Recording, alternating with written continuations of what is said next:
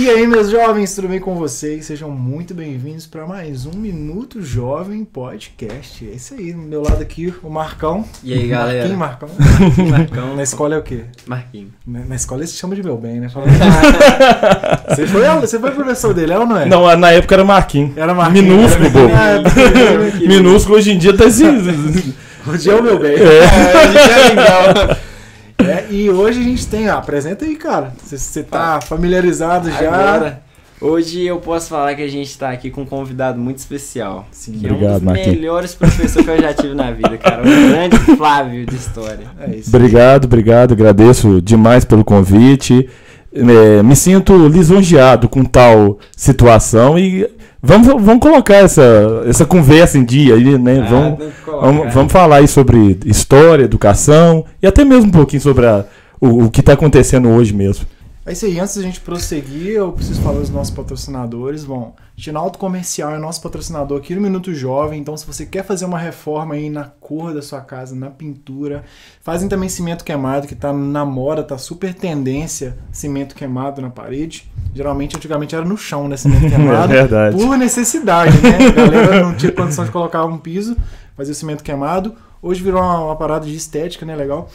Cara, tudo na parte de pintura. Entre em contato com a Tinalto, que eles vão prestar um melhor atendimento para você. Conhece o Tinalto? Demais a conta. Mais de 45, Não tem como não conhecer. Demais a conta. Mais de 45 anos aí, oferecendo um serviço de qualidade e praticidade. Ravel Higienização a vapor, para você que quer dar um trato no seu veículo, somente a vapor, sem danificar o meio ambiente e principalmente a pintura do seu carro. Era para ser o contrário, né? Principalmente o meio ambiente, para ficar politicamente correto. Mas é isso aí, Ravel Higienização a vapor. E a Momentos Produções, para você que quer a melhor música no seu casamento ou no seu evento. Eles têm músicos aí fantásticos e renomados aqui na cidade. E se você tem um sonho de virar artista, cantor, entre em contato com eles, que eles fazem agenciamento de carreiras. Então vamos que vamos? Aí, vamos começar. Cara, o que tá rolando na Ucrânia, na Rússia? Pode chegar um pouquinho mais para frente aqui, pra você não ficar desconfortável. Ah, tá certo, ok. Rapaz, é engraçado, né? Curioso, logicamente, isso não tem nada de engraçado, é muito triste. Eu fiz uma breve pesquisa desde que o momento que as tropas russas estavam ali na fronteira, eu comecei a interessar pelo assunto, dentro de uma iminente guerra. E nessa pesquisa, tem uma youtuber que eu acompanho, que ela é russa, que mora no Brasil, que faz vídeos de curiosidade, né, das duas culturas. Sim. Tenho agora os canais de história que eu acompanho, os canais jornalísticos. E, primeiro, para começar, temos que entender que a Ucrânia já fez parte da Rússia. Na verdade, essa realidade ucraniana era observável até 1991. Ou seja, a Ucrânia tem 31 anos de independência. Quando ela foi fundada, quando da ocupação da região isso se deu no século IX. A então Rússia era chamada de Kievan Rus. Por quê? Porque você tem na região a cidade de Kiev, atual capital da Ucrânia, e aquele povo se nomeando povo Rus, que hoje em dia conhecemos como Rússia. Ainda não tinha sido habitado, esse povo Rus não havia ocupado o que é hoje Moscou, o que é hoje a Sibéria, o que é hoje o Tartaristão, enfim. A Rússia é uma multiplicidade de etnias dentro sobre a égide, sobre a marca de Moscou. Passado mais alguns anos, alguns séculos, na verdade, o Império Mongol, a partir de Gengis Khan, invade a região e tantas outras, formando um dos maiores impérios conhecidos da história. E aí, quando Gengis Khan vem a falecer e o seu império se desintegra, as antigas tradições do século IX são remontadas e o povo ucraniano começa a desejar uma independência. Só que eles começam a ter atritos com os poloneses, isso por volta do século XVII. E para pedir ajuda por conta desses atritos, eles voltam de novo a Moscou. Então eles vão pedir ajuda do czar, do imperador russo. Imperadores, né, que governaram a Rússia até o século XX. Dito isso, esse tratado de Pereyaslav, lembrei o nome aqui, Pereyaslav custou caro para a Ucrânia. Por quê? Porque custou a sua independência.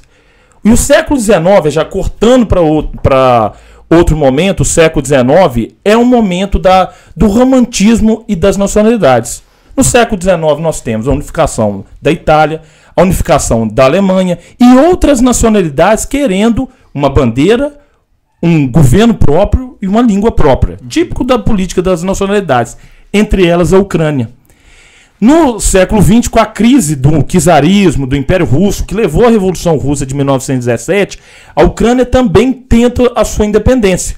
Só que explode a Revolução de 1917, principalmente a Revolução Bolchevique, e sufoca a busca por autonomia ucraniana. Então a Ucrânia se transforma em mais uma das outras 14 repúblicas da União das Repúblicas Socialistas Soviéticas. Condição que ela teve até 1991, que quando a União Soviética se desintegrou, formando ali 15 países, ela foi um desses países formados. Nesse passado recente, faltou sentar, conversar e falar assim, olha, até aqui vai a fronteira, até aqui isso pode, até aqui isso não pode. Então, determinou-se as fronteiras, mas não determinou tratados bem delimitados, onde termina a Rússia, onde começa a Ucrânia, onde termina a Ucrânia, começa a Belarus e todos os vizinhos ao redor. E para piorar a situação, organização do Tratado do Atlântico Norte, a OTAN, formada ao final da Segunda Guerra Mundial, ela veio com expansionismo, principalmente depois da Guerra Fria, incorporando inclusive países que faziam parte da dita cortina de ferro, né? Conjunto de países que faziam proteção para a União Soviética em caso de um ataque. E ela se expandiu, inclusive chegando, não aliciando, né, mas desejando a Ucrânia como membro. Ou seja, a Rússia não queria ter a OTAN, que foi grande adversária da União Soviética ao longo de algumas décadas, debaixo do seu nariz. E o Zelensky, né, que é o atual presidente da Ucrânia, estava fazendo enorme força para isso. O que o Putin fez? Ataque. Ataque começou hoje. Nós sabemos como isso começou, a partir desses ataques hoje, que já mataram alguns civis, já estão promovendo uma migração em massa. Por mais nós não podemos fazer exercício de futuro, mas um pequeno exercício de imaginação a gente pode fazer. A Rússia consegue tomar o território, a Rússia conseguirá provavelmente estabelecer base pela Ucrânia, mas vai ter uma resistência feroz, porque o arsenal não atômico, o arsenal de guerra da Ucrânia é considerável, é um país grande para extensões europeias, então o Putin vai ter um desgaste na imagem. Caso essa resistência seja mais feroz que se imagina, o Putin terá muito mais desgaste. Lembrando que ele é um líder que já está 24 anos no poder. E como que está a questão dos aliados da Ucrânia? Se invadir lá, como você falou, provavelmente eles vão conseguir dominar, mas considerando a Ucrânia como um país isolado, ou não? Essa é uma boa curiosidade. Em primeiro lugar, não teremos uma terceira guerra mundial. Isso é bom, né? Isso é bom. Graças a Deus. A possibilidade de uma terceira guerra mundial é remota. Sentimentos mais próximos. Exato. Você acha que aquela vez dos Estados Unidos e da Coreia do Norte foi mais próxima ou essa tá pior? Você pode olhar que esse momento da Coreia do Norte foi mais próximo. Por quê? Porque por mais que a OTAN mande equipamentos, por mais que a OTAN financie a Ucrânia, ela não haverá uma declaração de guerra, provavelmente da França, da Alemanha ou dos Estados Unidos mesmo, à Rússia. Então a Ucrânia vai ter que lutar com as próprias forças. Então, aqueles que estão mais pró-Rússia, vamos dizer assim, estão até acusando a OTAN de ser covarde, porque queria a Ucrânia como país membro, mas agora vai deixá-la lutar a própria sorte contra um inimigo poderoso que é a Rússia, que tem um dos maiores arsenais bélicos e nucleares, podemos dizer assim, do mundo, talvez junto com os Estados Unidos. E diz que a China é bem forte também, né? Mas China é essa que está apoiando a Rússia. A Rússia, né? Então a Rússia tem esse apoio, tem essa segurança por conta da China. Até mesmo quando um império cai, o outro nasce. E a gente está... A nossa geração, quem diria, se alguém me falasse isso há 30 anos atrás, eu não acreditava, mas está assistindo a queda dos Estados Unidos. Eles serão provavelmente ultrapassados pela economia da China ainda nesta década, nos anos 2020, e a China quer não apenas a ultrapassagem econômica, mas a ultrapassagem também de importância militar e até mesmo cultural e social pelo mundo, tirando esse título dos Estados Unidos. Duas curiosidades que eu tenho. A Rússia na Segunda Guerra, que eu me aprofundei muito sobre o Holocausto, esse é um tema que eu sou muito, eu gosto muito de entrar. Tô vendo aqui o diário eu deixei pra dar uma ilustrada. Da minha esposa que gosta, né, Daiane? Pois é. E você já foi uma professora. Já foi minha professora, eu tô vendo assim. É que eu tô te observando agora. Que eu falei, você já foi professor no Salim Nassif ou na Maria de Lucas, mas eu acho que foi no Salim Nassif. Acho que foi no Salim Nassif. Ela já substituiu o Elisiar lá. Então foi no Salim Nassif. Aí, tá vendo? Mas como que foi essa parada da União Soviética? Isso terminou quando? Pois é, então pegando aqui em primeiro lugar a Segunda Guerra, né? A União das Repúblicas Socialistas se forma depois de guerras civis, depois da própria Revolução de Outubro e da ação do Lenin, que visava dar um pouco mais de autonomia a essas repúblicas, seriam unidas pelo ideal comum do comunismo, mas que teriam uma certa autonomia política, entre outras. Sim. Quando Lenin morre, e o sucessor natural do Lenin seria Trotsky, a ideia era de continuar com essa maior autonomia para as repúblicas socialistas soviéticas. Mas quem assume não foi o Trotsky, foi o Stalin. E Stalin ganhou um apelido, um título curioso, que era Czar Vermelho. Por que o Czar Vermelho? Como uma referência dos antigos imperadores, mas dessa vez sob a marca, sobre a situação de ser líder do Partido Comunista. E ele era extremamente autoritário. Ele promoveu fome, morte, gulags, né, que eram uma espécie de campos de concentração soviéticos. Enfim, ele matou os seus milhões. Ele tem milhões de mortes diretas ou indiretas causadas pela ação dele. E no campo político, ele esmagou qualquer tentativa de autonomia das outras 14 repúblicas soviéticas. Aí eu estou tirando a Rússia, né? Que a Rússia era a república central. Então, da Ucrânia, da própria Belarus, da Moldávia, da Quirquízia, da Geórgia, ele era georgiano, do Azerbaijão, das outras 15, na verdade, das outras 14, ele massacrou todas as ordens girando de Moscou. Na Segunda Guerra Mundial, depois daquele acordo, de um dos acordos mais sinistros da história, né, que é o pacto que ele fez com o Hitler, o chamado Acordo de Ribbentrop-Molotov, o pacto nazi-soviético, todo mundo ficou impressionado. Falei assim, mas peraí, o Hitler não cresceu com ideia de combate ao comunismo e agora ele está se aliando ao Stalin, mas foi aquela clássica, né, aliança de faca nas costas. Cada qual já sabia que uma hora essa aliança iria ser desfeita. O Stalin ganha tempo para poder reestruturar o Exército Vermelho, assim, um Exército Vermelho bravo, forte, pesado. E o Hitler ganha tempo para poder ali atacar barra passear, entre aspas, em todas as aspas do mundo, pela Europa Ocidental sem ter grandes adversários. Ao final das contas, todos os dois conseguiram seus objetivos. Pois era o grande objetivo do próprio Hitler, também no momento posterior, o domínio de regiões de petróleo do Cáucaso, região que até hoje é muito rica em petróleo e recursos naturais. Então, uma hora, aquele tratado ia ser furado, como foi em junho de 1941.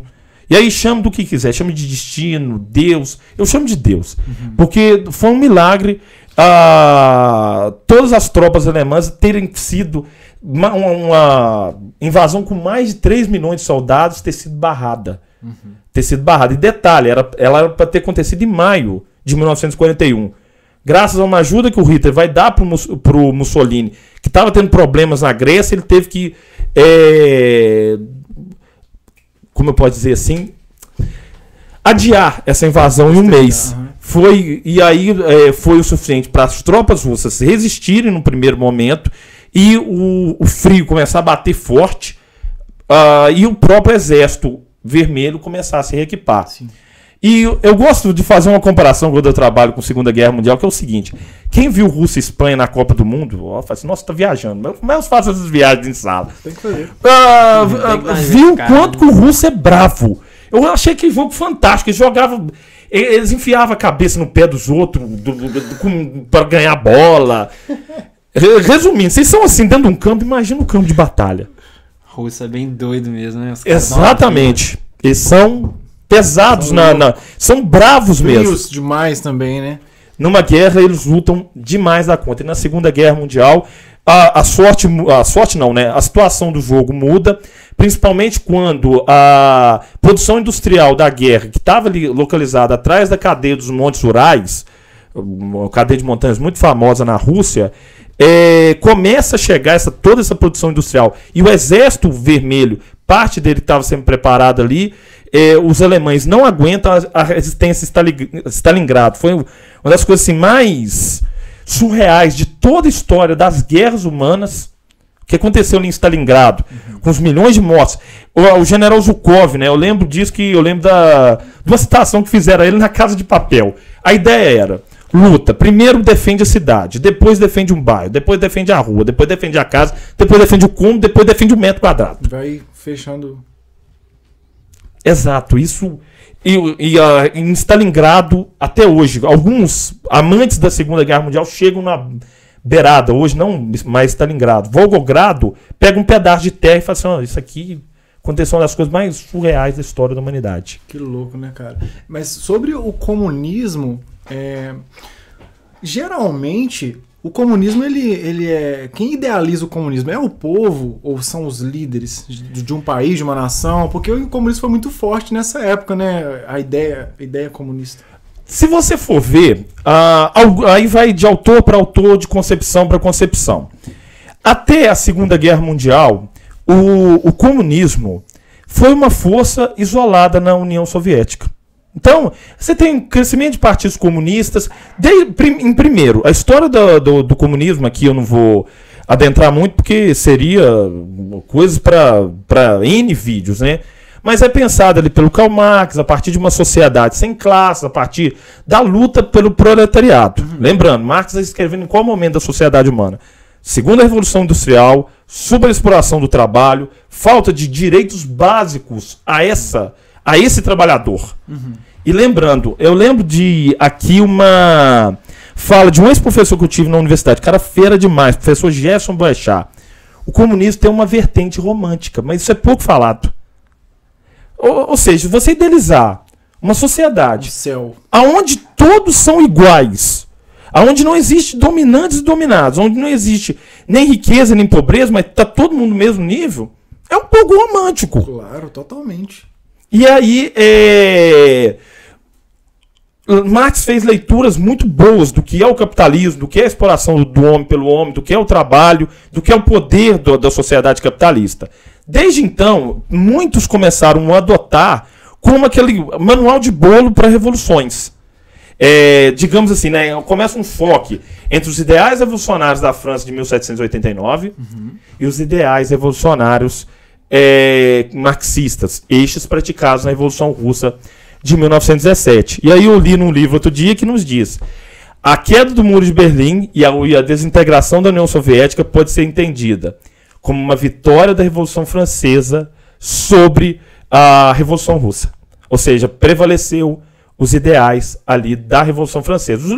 Os ideais iluministas: igualdade, liberdade, fraternidade, poderes tripartidos, liberdade de expressão, entre tantas outras coisas, entre tantos benefícios que aqueles ideais nos trouxeram. O comunismo queria igualar a sociedade. Um dos lemas do Marx, entre seus vários escritos, era proletários do mundo univos, trabalhadores do mundo univos.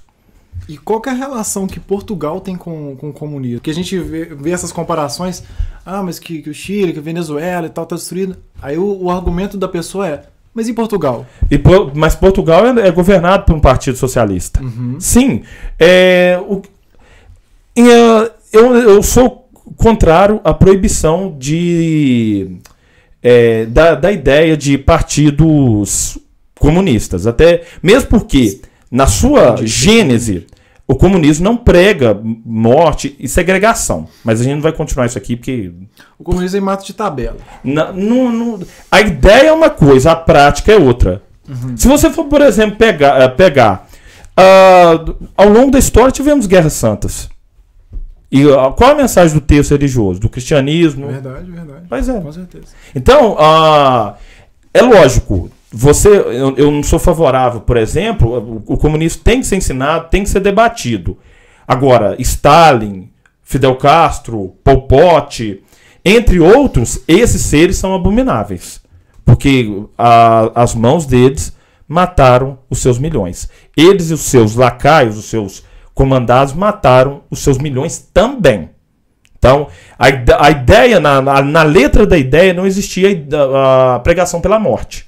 Mas agora, o que muitos adeptos dele fizeram, por conta de não interpretar aquilo direito, ou por justificarem a morte e a exclusão do outro, aí sempre é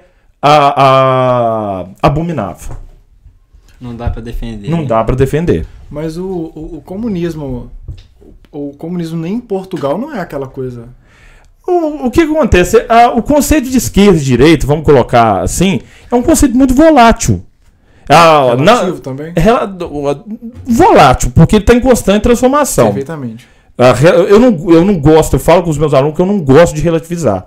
Por quê? Porque se você relativiza, tudo pode. É verdade. E tudo pode. Sim. Volátil quer dizer que está em transformação, assim como os conceitos humanos. Vamos pegar aqui o que nós estamos fazendo. Uma conversa numa cidade do interior, mas que pode ser assistida por centenas, dezenas, centenas, milhares ou até milhões de pessoas. Se alguém me falasse que isso há 25 anos atrás, eu falasse, deixa de ser doido, rapaz. Se não apareceu na televisão, não é verdade. Não é verdade. Então, os conceitos estão em constante transformação. E quando se tem, na gênese, na origem, o que é esquerda e direita? Era o posicionamento dos deputados, já que a gente citou ela fantástica, maravilhosa, a Revolução Francesa, e que também, por vezes, também foi banhada com sangue. Lógico que eu não sou favorável ao banho com sangue. Mas foi uma consequência. A não transformação da sociedade francesa leva o banho com sangue. Porque o povo está pedindo, e ninguém toma atitude nenhuma. O rei fazendo festa, a rainha fazendo festa, os nobres fazendo festa, ninguém toma atitude nenhuma. Fala assim, opa, tá aqui, tá na hora. Então, nós somos atores disso aqui. Na hora que o terceiro estado se revolta, o troço pega fogo. Na Assembleia Nacional Constituinte Francesa, quem era a esquerda? Eram os deputados do chamado jacobinos, do chamado Partido Jacobino. Eram mais radicais, defendiam mais mudanças, mais reforma agrária, mais participação popular nos quadros eleitorais e nos quadros sociais. Enquanto a direita, que eram os girondinos, também favoráveis à Revolução, eram mais conservadores. Ou seja, eles já achavam que uma monarquia constitucional, como já haviam conquistado naquele momento, entre outras características, já estava de bom tamanho. Então, desde então, esquerda e direita visa uma nominação a partir disso, mas são conceitos em constante transformação. No século XIX, por exemplo, a esquerda incorporou muito das ideias de Karl Marx. A direita abraça o liberalismo. E eu não sou favorável, digamos assim, a censura, nesse caso, nem de esquerda nem de direita. Aqui eu cito uma frase do Mário Sérgio Cortella, que as ideias briguem, não que os homens.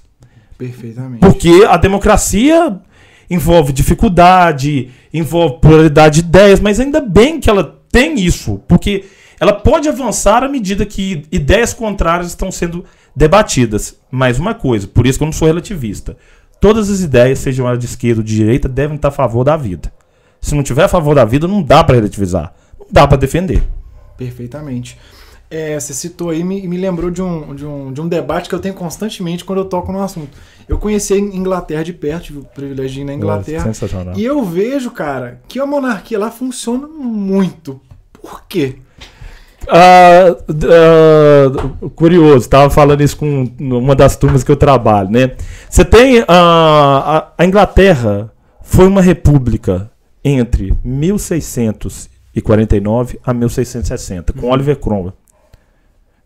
Antes disso, isso por volta, desde a Idade Média, desde a invasão lá dos povos anglos, bretões, por isso Grã-Bretanha, e depois disso, com Jaime II, Carlos II, Jaime II e com a Revolução Gloriosa, a Inglaterra é uma monarquia.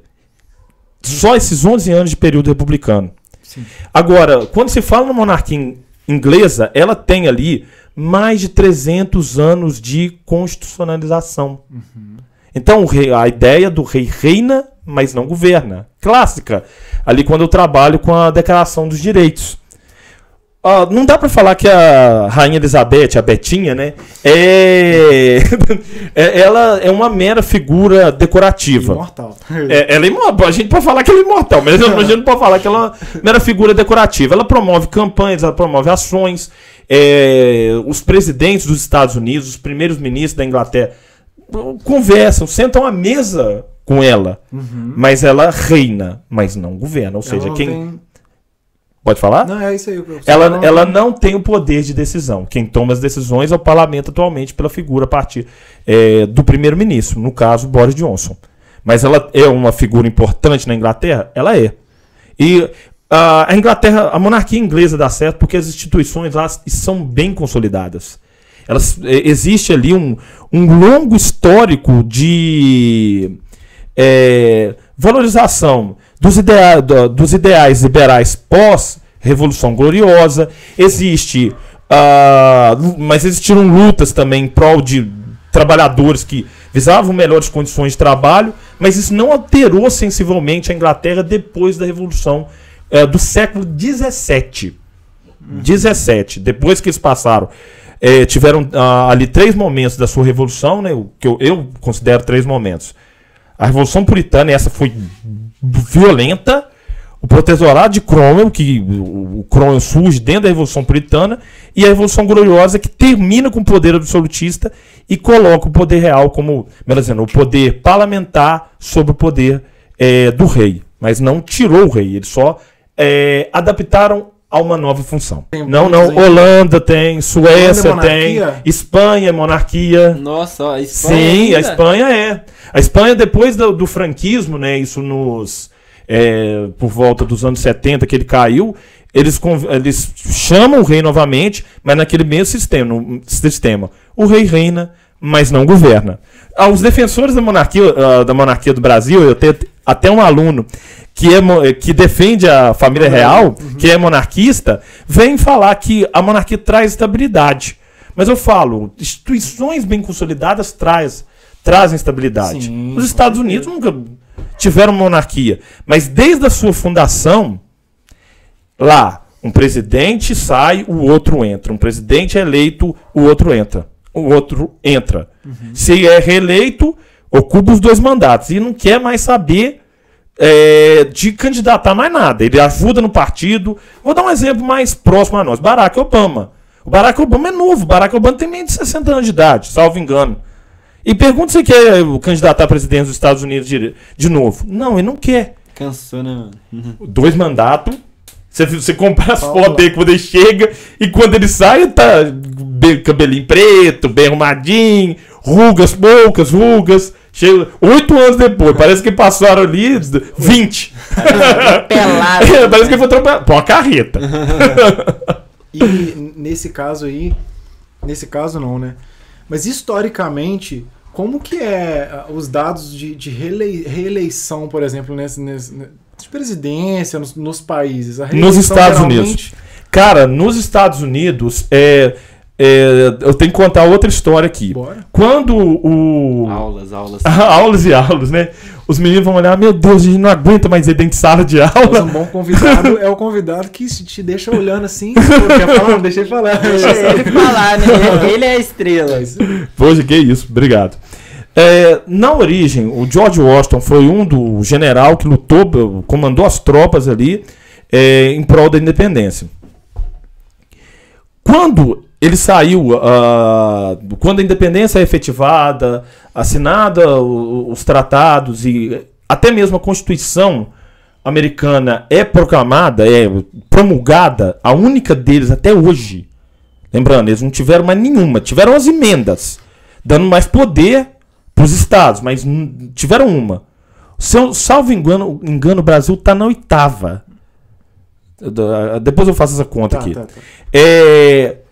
O George Washington ele foi eleito e foi reeleito. Numa eleição, numa época que não votava negro, não votava mulher, e o século XIX e XX foram incorporando esses grupos aos direitos políticos, né? O George Washington recusou um terceiro mandato, falou assim, não, eu não quero. E ali, ele não querer uma reeleição de terceiro mandato, abriu um precedente para uma tradição posterior, que na história dos Estados Unidos você só tem um presidente que foi eleito para um mandato e reeleito para mais 3. O presidente Roosevelt durante a Segunda Guerra Mundial. No mais, foi eleito e reeleito, acabou. Temos o ex-presidente George H.W. Bush, é o pai do Bush filho, né? Que governou de 88 a 92. Um mandato. Depois que terminou o mandato dele, acabou. Ele perdeu a eleição para o Bill Clinton. E falou, não quero eu vou fazer política dentro do Partido Republicano, ele era republicano, mas não vou me candidatar novamente.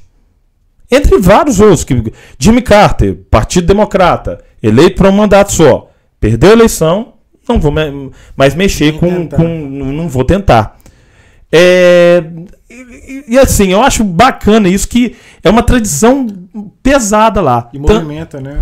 Movimenta a política. Marina Silva tá aí tentando um dia, quem sabe, ser eleito. Ciro Gomes, entre tantos outros, né? Também já estão de muitas tentativas. Tem um estado aqui no Rio Grande, é no norte, eu sei. Rio Grande do Norte? Que eles, dentro lá, eles não aceitam reeleição. Quase que assim, não, eles têm, a reeleição é emenda federal. Sim. Mas o Rio Grande do Sul que não reelege ninguém. Não reelege, só 4 anos e... quem tenta reeleição lá, perde. Perdeu desde que... Pra falar da história da reeleição lá, gente, essa eu lembro. Essa eu lembro. Essa eu vivi. Os anos 90, salvo engano, o ano era 96.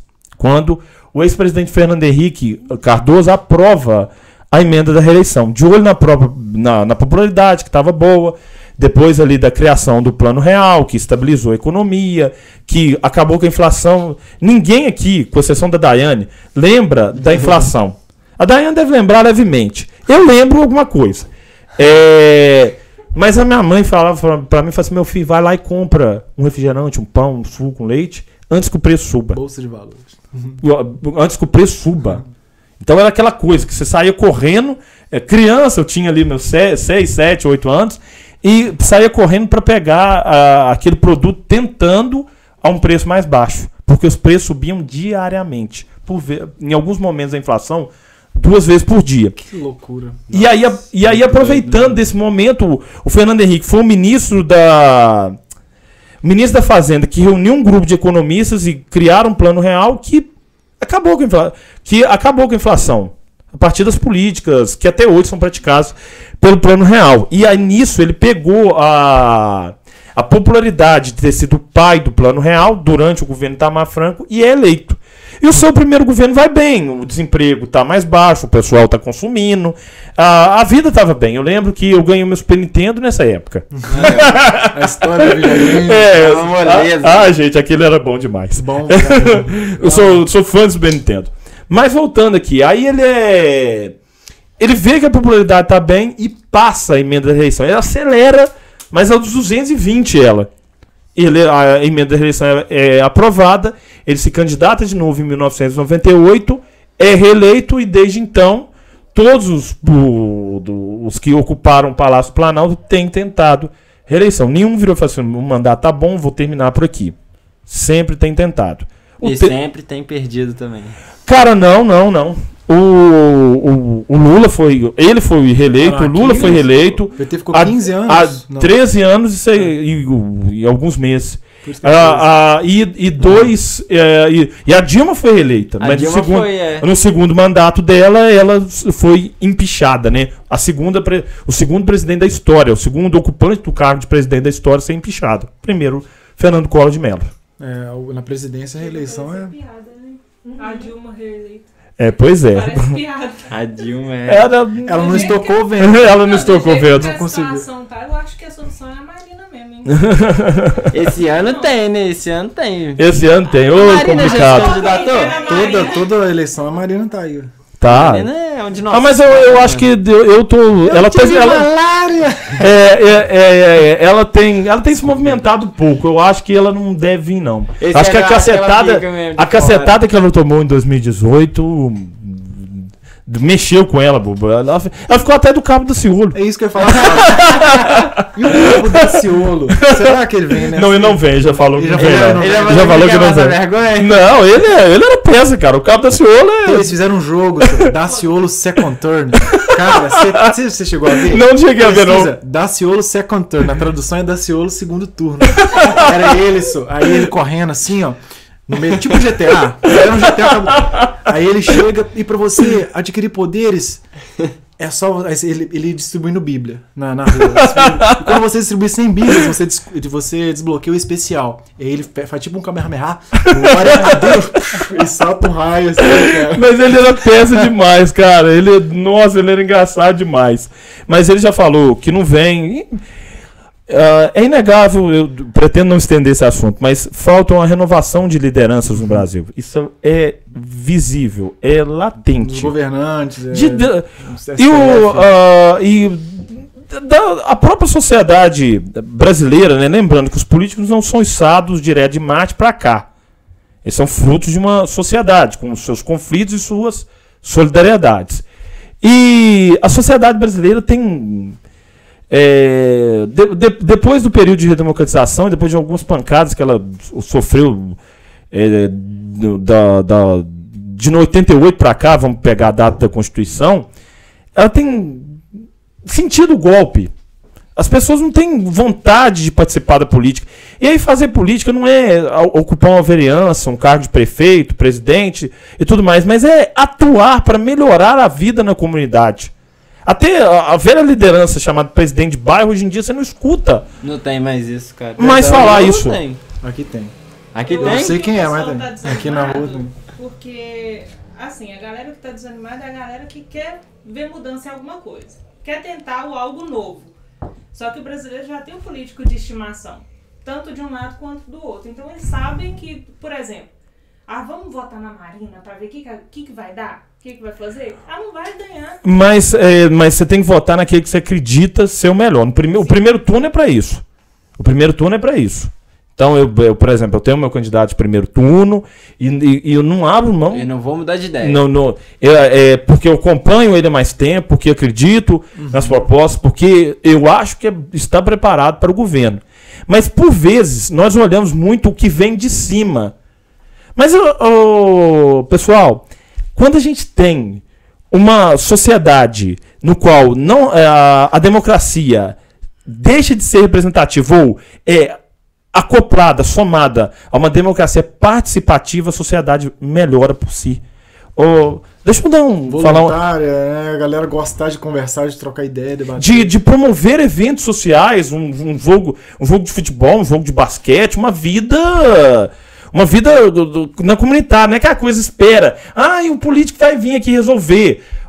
Deixa eu pegar um exemplo curioso que nós vivenciamos aqui. Mas foi um jeito de protestar. A moda brasileira, mas foi. A bananeira próxima ao Pais e Filhos.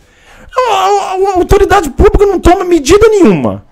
O povo não... A praia, meu assunto. O povo não pode fazer lá tanta coisa. Então, bota a bananeira no meio do caminho. Isso mesmo, Denite. Tá trabalhando mal, hein?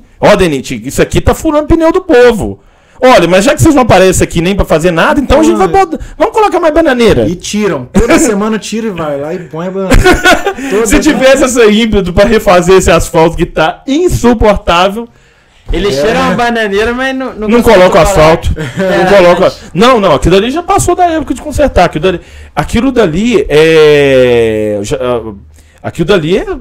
Antigo mesmo. Não, tem mais de 20 anos que esse trecho não é repavimentado. O ruim também é que se for consertar pra ficar igual a estrada de reduto, não precisa consertar mesmo, não. Porque, cara, a galera tem uma facilidade, uma dificuldade, na verdade, é ter um buraco aqui. Vamos tampar e deixar lisinho? Não. Vamos deixar um morro. Aí, ao invés de você ir pra baixo, você dá um socão assim no ressalto. Você quase cai também. E aí é a ausência das lideranças regionais. Esse ano elas estão aparecendo aí. Podia fazer pelo menos pra tentar uma reeleição. Mal de reduto. O pneu, a roda da moto já amassou. Tá melhor do que no Manhã Sul. Mas aí é difícil. Que vem pra Manhuaçu. A BR, amor, a BR de reduto ali, Manhuaçu. Quantas vezes eu já amassei a roda da moto em reduto? 2 vezes. E olha quem comprou a moto tem 2 semanas, hein? Gente do céu, que isso, cara? 2 semanas só da moto. Depois do tobogã entre reduto e indo pra reduto. É indo pra reduto. Sempre reduto. Mas aqui, voltando pros tempos atuais, ainda falando da Rússia, igual, não sei se você ficou sabendo, Flávio, que você tava tendo aula à tarde, que eles conseguiram, tipo assim, tomar o território de Chernobyl. Da Ucrânia. Você acha que, tipo assim, o Putin quer dominar a Ucrânia, tomar território? O Chernobyl, no caso, é mais um gesto simbólico do que um gesto de efetividade mesmo. Chernobyl é um lugar sem vida. Não pensa que ele vai reativar Chernobyl, porque aquilo ali não vai ser reativado, não vai ser repovoado. Dá uma mídia, né? Pegou Chernobyl. É o valor simbólico. É o que deu. É o valor simbólico, retomada de Chernobyl. Mas, Marcos, outro dia eu estava lendo dados sobre a Ucrânia, aqui eu não me lembro de cabeça, mas as riquezas naturais que tem naquele território, lembrando que o território ucraniano é aproximadamente do tamanho de Minas Gerais, é um país grande para os padrões europeus, nada se comparar à Rússia, que tem 1/12 do planeta, mas é um território grande e de recursos naturais grandes também. Terras férteis, tem ali minerais diversos para N finalidades. Então ali não é pouca coisa que tem em cima do solo e abaixo do solo, não. Logo, o interesse aí está muito além da OTAN debaixo do nariz da Rússia. Tem esse interesse também, provavelmente, de recursos naturais. Aí é mais o campo da suposição, mas eu acredito que tem. O que nessa história causaria uma terceira guerra? Você falou que a gente não está próximo disso, mas o que poderia causar uma terceira guerra mundial? Você acha que é os Estados Unidos tentando invadir a Rússia também? Só uma declaração formal de guerra dos Estados Unidos e presença de tropas de forças armadas dos Estados Unidos na Ucrânia. E caso as forças armadas avancem. Aí sim. Agora, eu creio que o Biden não vai fazer isso. Ele preferiria muito mais uma pressão de desmoralização, uma campanha midiática do que uma campanha militar mesmo. Pois todos os dois sabem que uma guerra mundial agora é como Einstein dizia, né? Dois lados, né? Não, Einstein dizia. Quando o Einstein viu as bombas atômicas explodindo, ele falou assim, eu não sei como vai ser uma terceira guerra mundial, mas uma quarta guerra mundial vai ser com paus e pedras. O que ele quis dizer com isso? Não vai sobrar nada para brigar depois. Pra ter a outra, né? Pra ter a outra. Não vai sobrar nada. Então, poder de destruição. Verdade, por isso que todos os dois vão ali meio que manobrando suas peças no tabuleiro de xadrez, mas eles mesmos não partem pro confronto. Curioso, né? Quando eu trabalho com a Primeira Guerra Mundial, um evento isolado gerou a guerra, que foi o assassinato do arquiduque lá em Sarajevo, se eu não me engano, acho que foi em Sarajevo. Acho que foi em Sarajevo mesmo, não lembro o lugar, não estou lembrando aqui agora. E que levou a sucessivas declarações de guerra. Até pegando a própria história da Primeira e posteriormente da Segunda Guerra Mundial, quando você as analisa, fala assim, peraí, vamos deixar as forças que estão ali em confronto ficarem num confronto local, não vamos mexer. Assim como a Rússia não mexeu com os Estados Unidos quando eles invadiram o Iraque em 91, em 2003. Eles invadiram. O Bush era guerra. Louco. Guerra! Todo, né? Curioso, no 12 de setembro de 2001, ainda com uma aluna, muitos anos atrás, há mais de 20 anos atrás, aquele momento, ai velho, tá dando até dorzinho nas costas.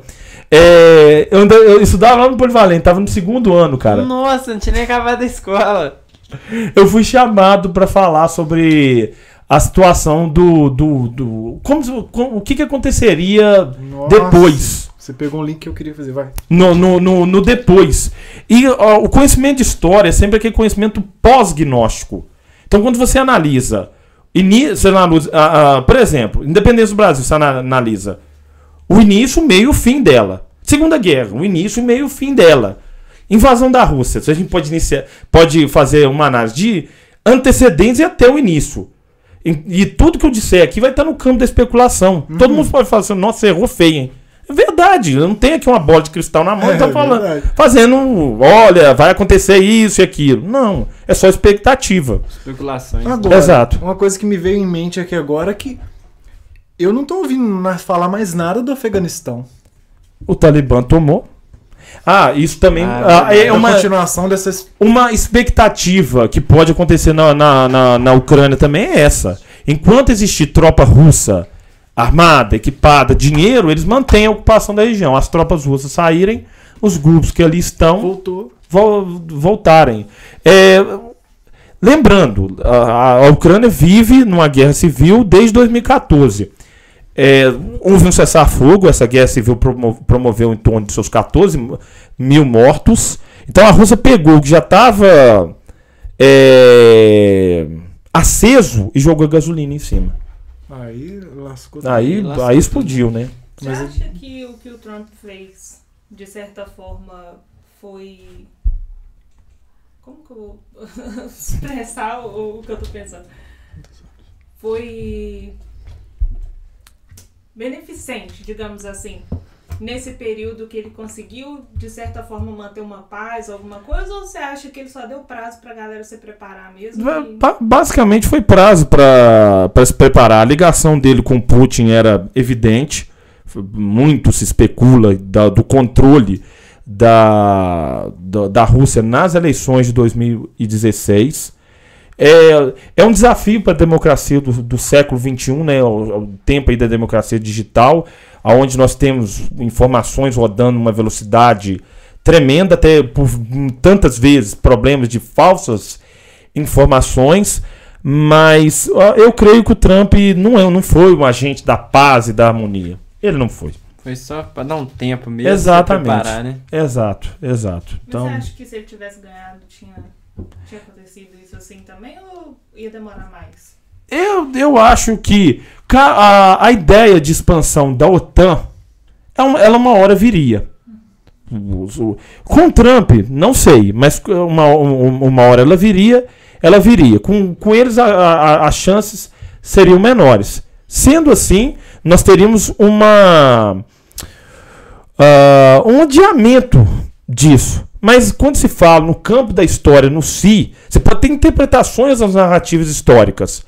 Mas imaginar, se eu lembro de um professor na universidade que dizia, não, se isso acontecesse então, um exército de marcianos invadiria a Rússia e nada aconteceria. Porque é se. Se a Alemanha avança sobre a União Soviética e a domina. Se o Homem de Ferro vira... Aí o Homem de Ferro viria junto com o Batman e eliminaria tudo junto com o Homem-Aranha. Os três das 3 dimensões. Aí você vai falar. Aí ia descer. Tobey Maguire junto. Isso. Clássico. Contando assim, ó. Não passando pro outro. Clássico. Você assistiu Homem-Aranha 3? Lógico. Chorou? Não. Calma lá, né? Calma aí, menos. Titubeou, mas superou as expectativas? Superou, lógico. Teve bom demais. Cara, eu esperava, mudando o assunto aqui pro cinema, que é uma coisa que eu gosto demais da conta também. Gosto de tudo. Eu sou alternativo lá na Futebol, cinema, história. Eu gostei demais do Homem-Aranha. Eu acho os 3 atores do Homem-Aranha são 3 atores... Caras fodas. Mas eles são muito bons mesmo. Todos 3. Falo isso papéis de Homem-Aranha que cada um interpretou? Não. Eu gosto muito de cinema. Eu falo que se eu tivesse mais ânimo, tempo e outras coisas, mas eu abri um canal pra falar sobre filmes, desde aqueles filmes argentinos, cinema alternativo básico, doidão. Não é isso não. Até falar de filmes dos anos 80 e 90 que fizeram sucesso, hoje em dia não são tão lembrados. É isso que eu queria. Tinha que arrumar um tempo na agenda, né? Não dá, sem possibilidade. Mas o Tobey Maguire fez um filme chamado Alma de Herói. Nossa, que filmaço. Ele é um Joker. Que ele tem dificuldades, ele é um camarada de uma personalidade difícil, mas ele é muito apegado ao cavalo dele. Vejam, interpretação fantástica. O Andrew Garfield fez a rede social, a história dos jovens bilionários, né? Do Mark Zuckerberg, do Eduardo Saverin, não sei, brasileiro, cofundador do Facebook, entre outros. Você trabalhou fantasticamente nesse filme também, entre outros, né? Eu tô falando aqui de cabeça. O Tom Holland fez aquele filme ainda criança chamado O Impossível. Do tsunami na Indonésia. Ele era criança ainda, cara. Hotel, né? Verdade. Muita gente não sabe. Eu falei com você, não vai? Homem-Aranha ali? Nossa, piquititinho. Mudou nada, é verdade.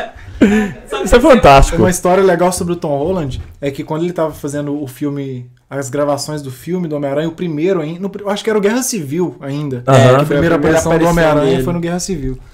Ele estudou num colégio americano, porque ele não é americano, ele é britânico, ele é da Inglaterra, para ele ver como que era. E uma pessoa perguntou para ele lá, um aluno, né? Ei, o que você tá fazendo aqui? Quem que é você e tal? Aí ele falou assim: então, você não pode contar pra ninguém. Clássica. Mas eu sou o Homem-Aranha. Você não é Homem-Aranha, não. E ele só falou isso, sou Homem-Aranha.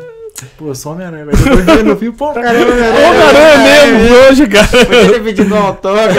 Perdeu a oportunidade, cara. Perdeu a oportunidade. Uma sacada genial. Eu gosto muito dos três também, sabe? Eu gostei. Muita gente não gosta do Andrew Garfield, do Homem-Aranha dele. Eu sou apaixonado. Nossa. Não, eu também gosto. Pena que no passado não teve um desfecho pros dois, né? Mas agora eu acredito que... Mas, cara... Vai ter a continuação do filme dele. Eu não fazia ideia do que acha. Não, atuação, viu? Atuação. Parece que ele tá com um filme bom aí na Netflix agora, né? Tá. Dizem que é muito bom. Eu falo, ele é muito bom ator também. Ele na rede social, ele tá muito atuando, assim, fantasticamente. Ele interpreta o personagem brasileiro. Fala português, viu? Ele fala? Fala português. Não é um fluente português, não, mas ele... Mas fala. Tem uma entrevista dele. Ele fez uma chamada pros fãs da Netflix no Brasil em português. Que massa. Olha isso, fez em português. Eu gostei. A atriz de Riverdale também. Ela é brasileira. Aham, eu lembro. A E Verônica? todo mundo- a Verônica. Ah, eu não sei. Outro dia eu cheguei a ver isso. Ela gravou um vídeo. Ela é brasileira, não é? Normal e tal, e todo mundo. Cara, como assim? O português dela é perfeito. Perfeito, né? Ela, não, gente, eu sou brasileira.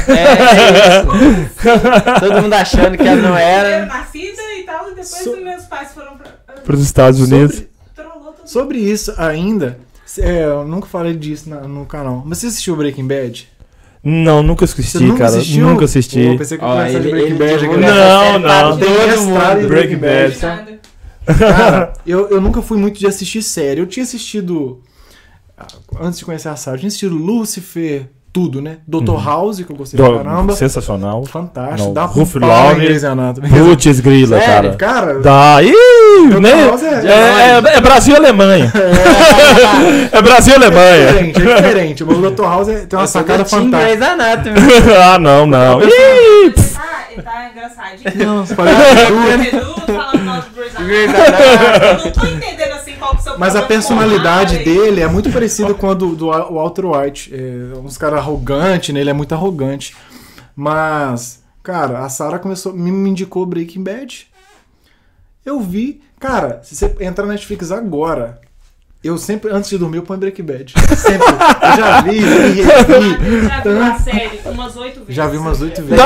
Ele vai criar roteiro. Daiane, você me perguntando por que eu tava revendo a Casa de Papel, um episódio ou outro spamado, Daiane. O que você tá vendo? Espaçado. Mas você já viu? Já vi na caixa. Cara, sensacional, cara. A pergunta que não quer calar, você assistiu nosso videoclipe? Do La Casa de Papel? Ah, eu não vi esse ainda. Ainda vou assistir. Ainda vou... pode deixar que... Pode deixar. Tá nível Netflix.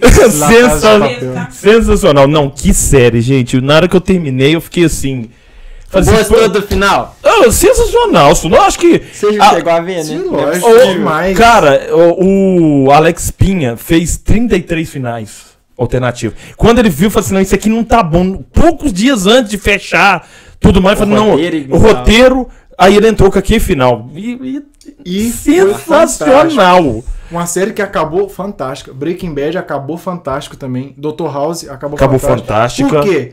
Não prolonga muito. Acabou. Eu acho que o Dr. House foi um pouco mais, que foi até a 8ª temporada. 5 temporadas acabou. Não é igual, sei lá, eu não acompanhei também. Porque tem que ter um The Walking Dead, foda, por exemplo. Né, 8 milhões de temporadas. Grey's Anatomy, 18 temporadas. A pessoa sai Os Simpsons! Gente, Simpsons não é um desenho. Simpsons é uma série. Tem 30 e tantas temporadas. Acho que tem... Naruto. 300 e sei lá quantos episódios. Anime já tem precedente por ser grande, tá muito grande. Isso é verdade. Mas Naruto, Dragon Ball é melhor do que Naruto. Não, mas e Cavaleiros do Zodíaco é melhor que tudo. Se você pegar o início de Grace e o final de Grace e juntar, dá uma série bacana. Mas o meio... Tem uma encheção ali. O meio você assiste ali... É no ódio, porque você já Na assistiu força do 6 ódio. temporadas. Verdade. E os Aí vai são passando, tudo, tipo assim, passando. 50 minutos, 1h30. Igual É um Lucy. filme. Você chegou a ver Lucy? Só mês passado, assim, não. Só... Você vê as 3 primeiras temporadas, foi da Olha, hora. eu acho Depois de foi Lucifer, eu enrolando acho que muito. a 4ª temporada é totalmente desnecessária em Lucifer. A 5ª e a 6ª, ok. Mas se tivesse acabado na 3ª, Era acabava ia top. ser... Supernatural. Sobrenatural. Pra caramba. Nossa, Deus. Se tivesse terminado a 5ª temporada, tinha terminado perfeito. Depois da 5ª temporada, eu vi um episódio ou outro espaçado. Não é que a coisa. Até a 5ª, principalmente aí eu era do tempo de universidade, mais tempo pra ver esse tipo de coisa. Sensacional. Aí foram inventando um monte de coisa até. Mas eu confesso terminar. que o Sobrenatural é tipo assim, é ruim, porque eles morrem e voltam muitas vezes. Pô, depois daqui, isso começa a ficar mais natural depois da 5ª temporada. Então, tipo assim, na hora que eles realmente morrem, aí você fica, vai voltar. O único que tem direito de fazer isso é Dragon Ball. Clássica. E o Shiryu do Cavaleiro do Zodíaco também. O Shiryu é o personagem mais massa do Cavaleiro do Sabe o Zodíaco. que é chato disso? É que, tipo assim, igual a Tóquio, tinha um rumor que a Tóquio não tinha morrido. Nossa, a Tóquio morreu mesmo e não voltou. É que eu ouvi uma teoria que antes de terminar, de a Tóquio começar a ser encurralada e tal, aquela mulher em Estocolmo tava panguando lá, ela anestesiada. Dopada. Teve uma teoria assim mesmo. Que ela anunciava a alucinação dela. Mas, cara, quando você mata um personagem foda e ele volta, você fica puto, porque você sofreu. Fiquei triste que ele morreu. Aí você vai voltar com ele, não. Agora ele tem que ficar morto. Cara, quando a Tóquio morreu, foi bad, a Nairobi morreu, eu fiquei... Cara, dá um vazio na gente, assim. O Homem de Ferro, eu já pô. queria que ela morresse, tipo assim, primeira temporada ali, eu já... Eu não gosto da Tóquio de jeito. Excelente atriz, gente. Excelente atriz. Ela é sensacional. Ela era também. Não, o Arthur é enjoado. O Arthur fez muito bem o papel dele, mas ele é enjoado. Exato. Era ser chato, né? Cabeça, nossa, o Arthur, eu pensei que ele ia morrer ali na 2ª temporada. Ele ia morrer. Ele resistiu, né? Até na 5ª. O Arthur é outro. Saiu, a gente, graças a Deus, saiu. Do Voltou. nada o cara volta. Agora, um cara ali que fez um papel que ele morreu na 2ª temporada e ficou na série assim, foi o Berlim, né, cara? O Berlim. Que atorzaço também. Melhor. Gente, eu falo uma coisa, eu gosto muito de conversar isso com os alunos, né? Que eu acho uma coisa bacana da Netflix ela trazer esses conteúdos fora Estados Unidos. Isso. Então, espanhola, né? Essa é espanhol, é coreano, tem filmes brasileiros que tem entrada na Netflix, tem. Que nem eu falei. O Brasil tá crescendo na Netflix. Exatamente. Que nem eu falei com vocês lá, eu fui fazer o rolê aleatório dos filmes nas férias. De ter filmes argentinos. Vi coisa ruim, vi coisa boa. Viu o filme que fez dormir, filme que prendeu a atenção. Exatamente, vi. Eu e a Daiane vimos um filme chamado Crimes em Família, sensacional. Não, ela não sofre, não, bobo. Quando ela tá com sono, ela dorme mesmo e pronto, tá nem aí. Coloca na legenda aí que eu quero dormir. Bom, ela tá vermelha ali. Mas filmes indianos. Vi um filme indiano muito bom também. De Pi. Não. Aventuras de Pi é muito bom. Quem Quer Ser um Milionário é muito bom. Tem um que a Daiane gosta, eu também, chamado Lá, uma jornada, não sei se é uma jornada pra vida, uma jornada pra casa, muito bom. Mas esse é Chamada de Emergência. A história, né, de um âncora de um jornal que está em processo de separação com a mulher dele, e ele recebe a chamada de um terrorista falando que vai explodir uma ponte. Aí o filme se desenvolve a partir disso. Vale a pena ver, muito bom. Chamada de Emergência. Chamada de Emergência. Tem Netflix? Netflix. Eu, pelo menos, gostei do filme. Vou ver. E Loki, você assistiu Loki? Loki? Não, aí eu não tenho Disney Plus em casa. Disney Plus tá em falta. Disney Plus. Nem só pra assistir Loki. Né? Não, pegou aquele mês grátis, né? Cara, pegou um mês grátis. Vou te falar. O Loki leva à frente todas as séries que a Marvel já fez, cara. É mesmo. Gostei de WandaVision, muito, mas o Loki começa... Cara, o Loki você prefere multiverso entre... E atuação, né? Aquele cara também é um ator, eu gosto muito. Tom Hiddleston, que é o nome dele. Nossa, ele é excelente também. O Loki não deveria ter morrido, não. Pois é, cara. Mas não morreu, não está em nosso. Gente que não viu. Ultimato? Não, Guerra Infinita? Que o Loki morre no Guerra Infinita. Eu trabalho com uma menina que nunca assistiu o filme do Homem-Aranha, amor. Não, mas aí tem um prazo do spoiler. Tem, com certeza. É igual do Homem-Aranha mesmo pra falar, né? Do Homem-Aranha. No Homem-Aranha não tá no prazo ainda. Conversando, ela tá assim. Hã? Que? Quem é Batman? Batman é foda. Não, pelo amor de Deus. Mas agora, uma pergunta, Flávio. Você que trabalha nesse meio de jovens e tal, ficou sabendo do caso do Monark? Fiquei sim. E o que você achou disso? Você achou que ele mandou muito mal mesmo? A tal ponto de ter... tudo que aconteceu com ele foi digno do que aconteceu. Não, aquilo... Gente, tô vendo aqui... tô vendo de novo a Anne Frank. Quando eu olho pra Anne Frank, alguém defende o direito de uma pessoa ser é o que você tava falando do... partidário daquilo. Ser partidário daquilo. Ele tá defendendo, então, o direito dessas duas pessoas encontrarem da mesma religião da Anne e espancar na rua. Ele tá defendendo basicamente isso. Eu não vou ficar, eu não vou ficar aqui falando os nomes e tudo mais para evitar strikes. E a gente entende as políticas da plataforma e tem que ser observado. Só que ele já vinha falando há muito tempo. Ele já vinha falando besteira há muito tempo, como relativizar o racismo. Nos Estados Unidos não existe crime de racismo. Poxa, gente, então é um ponto positivo pro Brasil. Um país que participa. Aí volta aqui o professor de história. O país que praticou a escravidão por mais de 300 anos. Foi o último país do mundo ocidental a abolir a escravidão. Sim. E que depois que aboliu a escravidão, criou mecanismos de chamado branqueamento da sociedade, que é uma coisa que não é todo mundo que conhece. Não faz ideia. Ou seja, qual era o objetivo de trazer trabalho imigrante? Com o tempo, a população negra, a partir de cruzamentos interraciais, seria branqueada. Acabar com a marca negra no Brasil. Esse era o João Batista de Lacerda, em 1911, médico, deu uma palestra na Inglaterra falando que o problema do negro no Brasil vai estar terminado entre os anos 1960 e 1970. A partir dessa ideia. Lembra até de um ex-aluno lá do Polivalente, Educação de Jovens Adultos, camarada sensacional, o Alim, falando isso comigo. Falei assim, professor, você conhece o João Batista de Lacerda? Eu fui pesquisar quem era, as ideias de mistura racial para formar ali a raça branca. E tem um quadro clássico chamado A Redenção de Kant. Mostra lá, a mulher parece ser uma escrava, a filha dela e a criança, a neta dela, no caso, ela negra, a filha dela morena e a neta branca, e ela com as mãos pro alto. Ou seja, valorizando agora minha filha, o meu descendente é branco. Esse é o Brasil. Não teve a medida que das leis de Jim Crow nos Estados Unidos, que eram segregacionistas, determinando banheiro para branco, banheiro para negro, entrada para branco, entrada para negro. Isso não existiu no Brasil.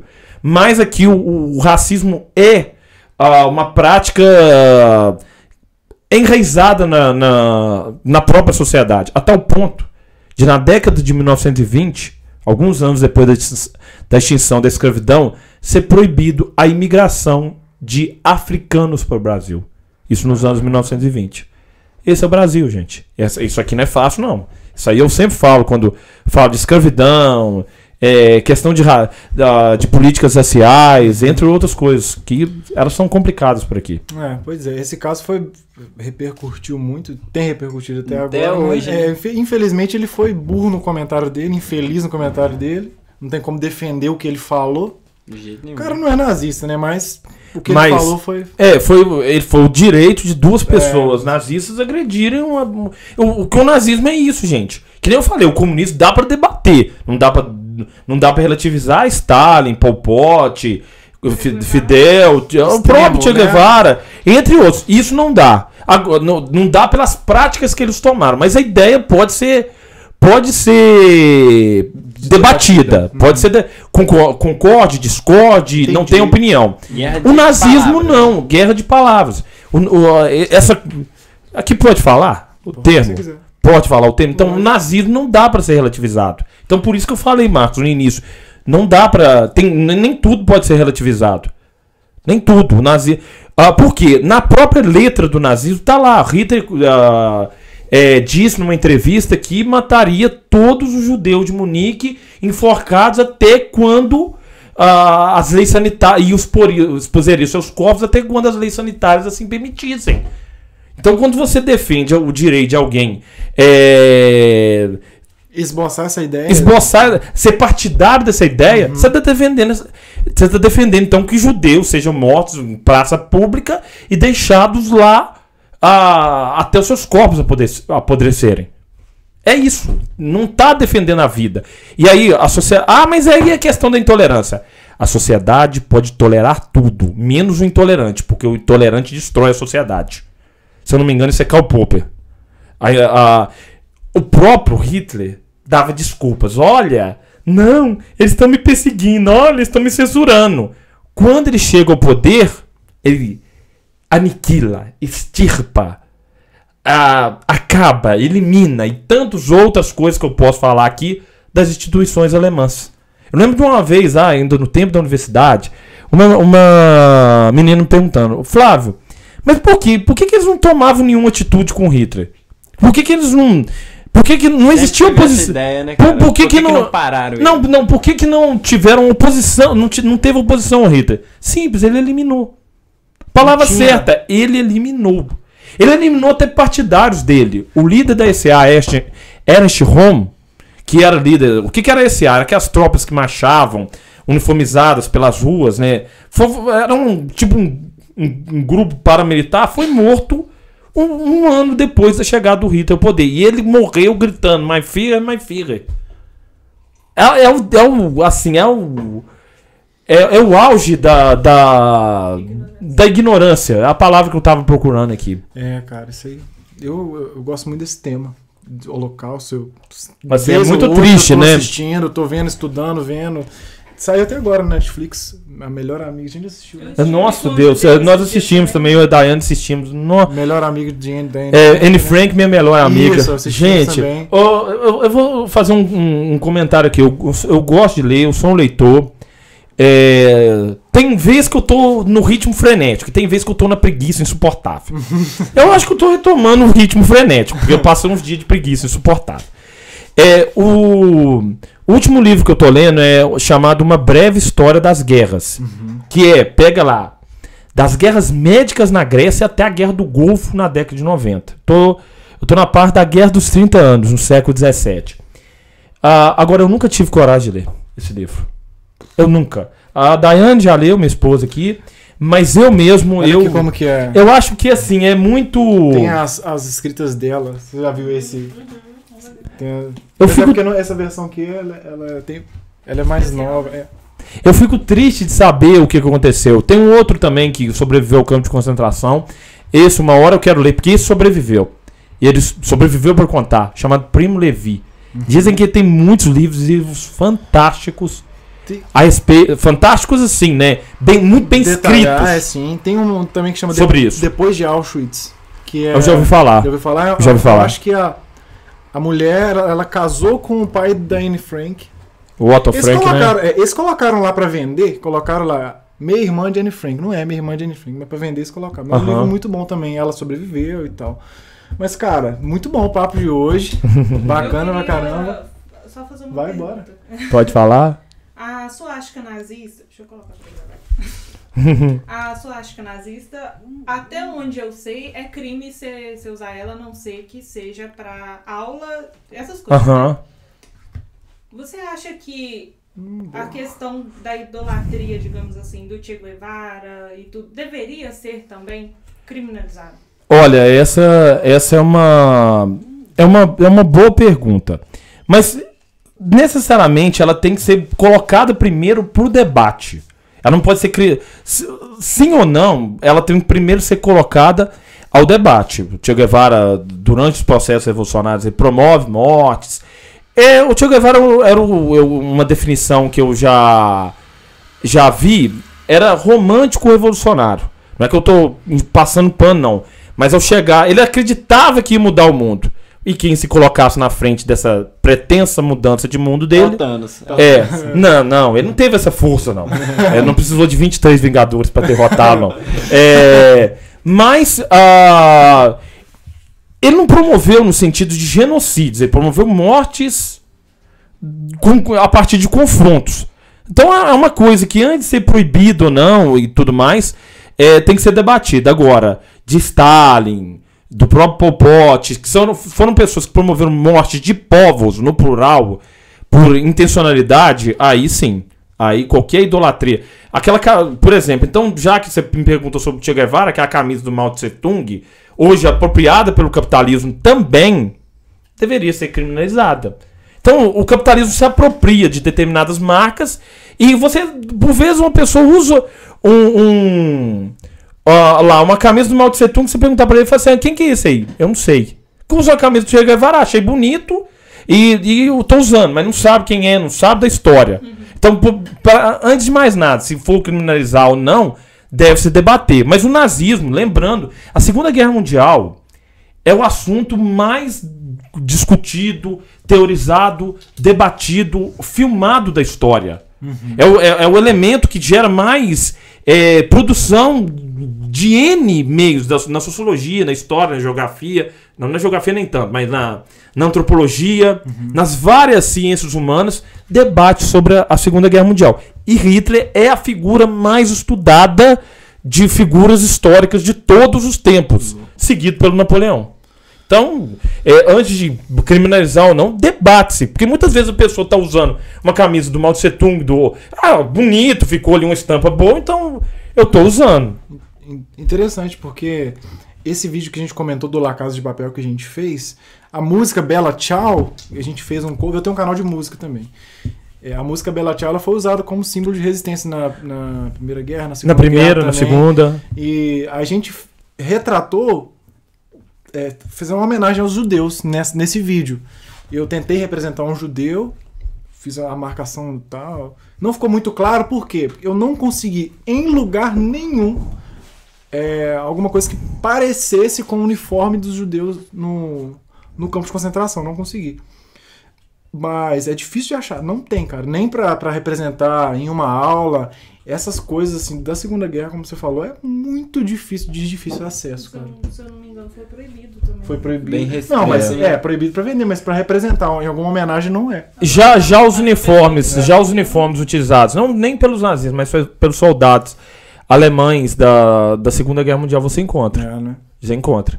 E detalhe, produzidos pelo Hugo Boss. A Hugo Boss foi produzido na Segunda Guerra. Produtora e, inclusive, presta atenção, por favor, presta atenção no que eu tô falando. O uniforme, tanto do Exército Vermelho quanto do Exército Alemão e de outros exércitos que estavam na guerra, é um uniforme até curioso. Eu acho um uniforme bonito. Lembrando, o uniforme aquela vestimenta ali é uma vestimenta curiosa. É o Hugo Boss, né? Não é qualquer coisa, né? Não é qualquer marca, né? Muitas marcas na Segunda Guerra, muitas marcas famosas apoiaram. Bayer, a Volks, né? O Fusca é um carro criado para atender as expectativas do Hitler de um carro que atravessasse o deserto refrigerado a ar. Então, Ferdinand Porsche desenhou o projeto do Fusca. E a Volks, digamos assim, incorporou como uma ideia de carro popular. Já viu aquele filme... Ai, gente, como que é o nome do filme? Que tem uma menina do cabelo curtinho, assim, que ela movimenta as coisas na escola. Ah, Matilda. A Matilda. O uniforme clássica. lembra a diretora da escola da Matilda. Personagem assim, Né? personagem símbolo da Argentina, né? Aquela melancolia, aquela ironia presente. Eu acho a Matilda sensacional também. Muito bacana. Aquela coisa assim, parece que tá viajando e quando ela dá aquela opinião dela, todo mundo. Ela que falou isso? Foi ela mesmo? Foi ela mesmo? Mas, cara, agradecemos demais. Não. Agradecemos demais a sua presença, que foi um papo muito bom. Não, eu que agradeço. Acho que.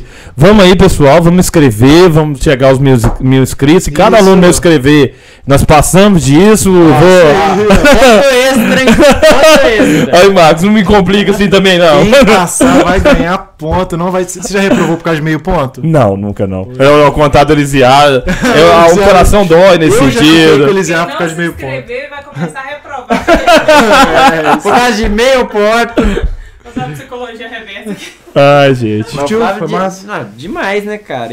O Flávio era um convidado que eu sempre quis trazer aqui. Obrigado, Marcos. Eu agradeço demais a vocês. Né? Foi muito bom. Gera identificação esse tema. Eu amo falar de história e assuntos relevantes, né? Que a galera que tá assistindo vai curtir. Vários aprendizados. E por incrível, caiu logo no dia que começou o ataque, né, cara? E por aqui a gente atrasou. E a gente ia gravar na terça e mudou. Ah, e na sim, terça né? não ia ter nada disso. Exatamente. Foi o acaso, né? Foi um acaso, vamos dizer que a fortuna que assim atribuiria Maquiavel. Galerinha, ó. Aí a Rússia parar de fazer pirraça e você volta pra gente continuar e tirar a conclusão do que aconteceu. O que aconteceu, isso aí. Sim, eu agradeço demais a vocês, gente. Acho que é um bate-papo muito bacana, muito saudável. Eu acho que essa iniciativa regional, né? Esse alcance regional que vocês estão começando a ganhar, a conquistar. É algo fantástico, continuem mesmo, diversifiquem como você tem feito. E a mensagem de torcida pro avançar. Obrigado. Vamos pelo avanço. Eu tenho certeza que vamos chegar a 1.000 inscritos, porque o Flávio tem tanto aluno. Aluno eu tenho demais, velho. Cada aula de manhã, de tarde. Por vez à noite. Vai chegar na aula, não vai falar bom dia nem boa tarde, não. Vai lá no Minuto Jovem. Vai pôr podcast na hora da aula, segunda não, porque é feriado. Mas eu já falei com os meninos, alguns me cobraram. Eu falei assim, professor, cadê o vídeo? Cadê o vídeo? Eu falei assim, não, teve um problema. Teve um problema e a entrevista vai ser na quinta, mas vejam lá. E amanhã tem que falar no... Amanhã tem que falar. Vai divulgar em todas as aulas. Entre em contato com nossos patrocinadores, Tinalto Comercial, Tinalto Tintas, para você que quer fazer uma reforma na pintura da sua casa, arranhou seu carro, leva no Tinalto que eles fazem a tinta exatamente igual a pintura do seu carro, sem dar diferença, nada disso. Quer limpar o carro agora? Leva na Ravel. Se você quiser limpar o carro, leva na Ravel. Mas o que eu ia falar é, se você quiser fazer um estúdio, um cenário, em breve temos novidades aqui, feitas pela Tinalto no nosso cenário, tá? Então, toda a parte estética da sua casa. E falando estética automotiva, Ravel higienização a vapor para você limpar o seu carro. Estofado também, interno também eles fazem. Entre em contato com a Ravel. Momentos Produções, quer ser um artista? Entre em contato com Momentos, que eles vão agenciar a sua carreira, te dar show, agenda, casamento. Tudo isso aí, né, amor? É isso. Isso aí, fica com Deus. Tchauzinho.